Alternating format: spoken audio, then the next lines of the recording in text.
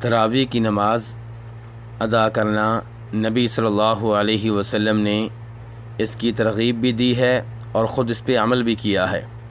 چنانچہ آپ صلی اللہ علیہ وسلم فرماتے ہیں من قام رمضان ایمانا واحتسابا غفر له ما تقدم من ذنبه، بخاری اور مسلم، کہ جس نے رمضان میں ایمان اور ثواب کی نیت سے قیام کیا اس کے سابقہ تمام گناہ معاف کر دیے جاتے ہیں۔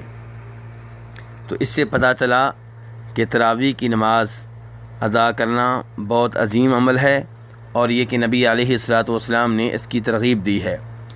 لیکن بہت سے احباب یہ سمجھتے ہیں کہ تراویح کی نماز پڑھنا ضروری ہے، تو یہ ضروری نہیں ہے۔ نماز تراویح نفل نماز ہے، فرض اور واجب نہیں ہے۔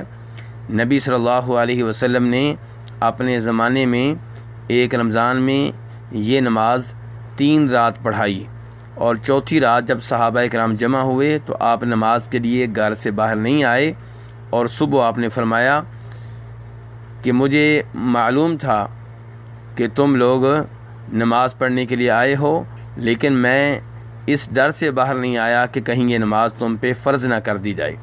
تو اس سے یہ معلوم ہوا کہ یہ نماز فرض نہیں ہے۔ کچھ لوگ یہ سمجھتے ہیں کہ جس نے تراویح کی نماز نہ پڑھی اس کا روزہ نہیں ہوگا، یہ بات بھی غلط ہے۔ تراویح کی نماز اپنی جگہ پہ عبادت ہے اور روزے رکھنا اپنی جگہ پہ عبادت ہیں۔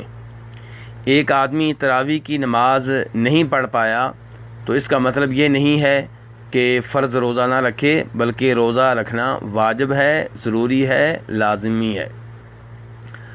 اور دوسرا آدمی اگر کسی وجہ سے روزے نہیں رکھ پا رہا، مریض ہے یا مسافر ہے یا کوئی اور مسئلہ ہے، لیکن تراویح کی نماز ادا کرنا چاہتا ہے، تو اسے اس عمل میں حصہ لینا چاہیے اور اپنے آپ کو تراویح کی نماز کے ثواب سے محروم نہیں رکھنا چاہیے۔ تو کہنے کا مطلب یہ ہے کہ تراویح کی نماز اپنی جگہ پہ عبادت ہے اور روزے رکھنا اپنی جگہ پہ عبادت ہیں۔ ان دونوں میں سے کسی ایک کو ادا نہ کرنے سے یہ لازم نہیں آتا کہ دوسرا عمل بھی نہ کیا جائے۔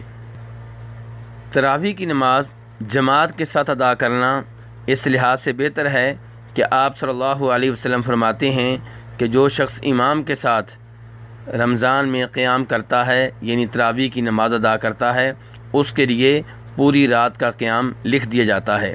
اس حدیث کو امام ابو داؤد رحمہ اللہ نے روایت کیا ہے۔